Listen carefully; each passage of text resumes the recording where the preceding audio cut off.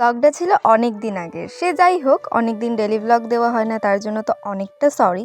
আর এই কদিন হয়তো আমি ডেলি ব্লগ দেব না, কারণ সামনেই আমার এক্সাম, তার জন্য প্রিপারেশন নিতে হবে এবং নেওয়া চালু হয়েও গেছে। এতদিন কেন ব্লগ আসেনি তার কারণ হয়তো আমি তোমাদের বলতে পারবো না, বাট এইটুখানি বলবো যে আমি ভেবেছিলাম আর কোনোদিনও আমি এইসব ব্লগ টক করবো না। তার কারণ হচ্ছে আমি খুব বাজেভাবে একটু ডিমোটিভেট হয়ে গেছিলাম, আর খুব বাজে একটা সিচুয়েশনও ক্রিয়েট হয়ে গেছিল বাড়িতে, এবং সেটা আমাকে খুব বাজেভাবে এফেক্ট করে। তারপর আমি ভাবি যে কেন আমি ব্লগ করা ছেড়ে দেব। এখানে আমার মা, আমার কাছের মানুষ, আমার বাবা সবাই আমায় এতটা সাপোর্ট করছে, তো আমি কেন আমার ইচ্ছেটাকে দমকে দেবো।